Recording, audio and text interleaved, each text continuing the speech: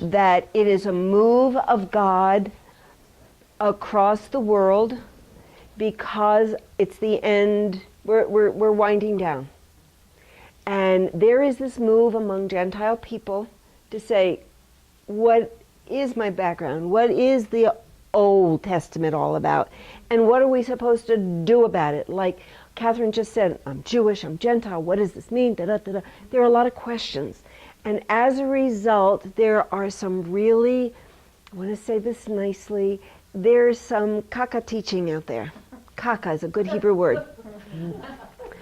Or is it Greek? I'm not sure. But it's confusing because we're all trying to search, what is this thing called the one new man? And to me, the best example of the one new man was a plant that I saw outside my apartment in Jerusalem, in Moda'in, and there are pictures of it on my web. It's a bougainvillea plant, and that's very common in Israel, and they're in purple, and they're in pink, and they're in white, and they're beautiful. But this particular one, the blossoms were on the same stem. One was pink, one was white. Amazing plant, amazing, amazing, amazing. To me, that is the one new man.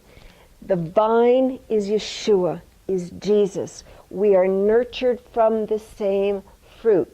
We sort of look alike, but we're different. There's the pink bud and there's the white bud. They weren't striped. The pinks didn't become white and the whites didn't become pink. The pink is pink, the white is white. Ergo, the Jew is a Jew and the Gentile is a Gentile. But together in the spirit, we are one new man. So I wrote my book to say to the Gentiles, these feasts are the Lord's feasts. They're not Jewish feasts. They're feasts of the kingdom. Right. Don't try to wear the mantle of a Jew. It would be like David trying to put on Saul's armor. It doesn't fit. But when I tell the story, I hope she doesn't mind, well, I won't tell you where it is, but it's a Seder that I'm going to be doing soon, and this gal, precious gal, is so excited, and they go to a high liturgical church. And she was real excited about the music that she was going to use, and it's one of our very, very precious Messianic worship leaders, Paul Wilbur. You might know Paul Wilbur. We love his music. It's more Russian than it is Israeli, but it's great and we love it. But I said, do your people like the music? No. I said, then why are you using his music for your Seder? They don't like it. They have a different style. They have a different culture in your church. Use your culture and embrace the Passover Seder. And think about it. You've got somebody in Ireland, and you've got somebody in Romania, and you've got somebody in Africa, and you've got somebody in Japan, and you've got somebody in Colorado Springs, and you've got somebody in Israel, and everybody's doing Passover, and they're all celebrating Yeshua, Jesus, and they're all doing it differently. That's the one new man. That's the witness in the heavenly. Let Gentiles be Gentiles, and Jews be Jews, and let's all keep Jesus central. That's why I wrote the book. To look at the feast from 5 different perspectives. When the season, they are weekly or monthly or annually. The national significance, because each of them relate to the nation of Israel. God did something in Israel. It's like us celebrating Independence Day. Number 3, spiritual. How do we see the character of God? His love, His justice, His holiness. How do we see His plan of redemption? Jesus. And then we get to the important thing. So what? The kingdom perspective. What does, we were talking about Purim, what does Purim mean to you in Colorado Springs, March 2011? Because if it doesn't have a personal application to your life to make you more like Jesus, who cares? You're doing religion. Who needs it? You have enough problems with Thanksgiving, okay, and Christmas. You don't need to put anything else on, right? So that's why I wrote that book. So now pick up the little blue book. This one is Celebrate God's Love, Hanukkah, Christmas, Fact and Fiction. let's get the record straight. I wrote it really as an evangelistic tool to my Israeli kids, because I took the 4 Gospels, the story of the Incarnation from the 4 Gospels, put it together, brought the English down so that people who don't speak English as a first language could understand it, talked about the fiction, the myths, and the truth about these 2 holidays, put a lot of the messianic prophecies in it, and then exegeted John chapter 10, starting in verse 22, when Jesus celebrated Hanukkah. What's the myth about Hanukkah? What's Hanukkah all about?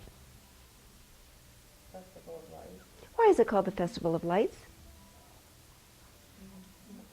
Because the oil burned, there was that, the legend has it that the oil burned in the temple after it was taken over by Antioch for 8 days. Antiochus. And they only had the one, and they lit all the other ones from that one, but it never went out. Exactly. And you started out perfectly right. You said the legend. It is a myth. Could it have happened? Sure. Did it happen? Well, if it did, it would have been written about someplace.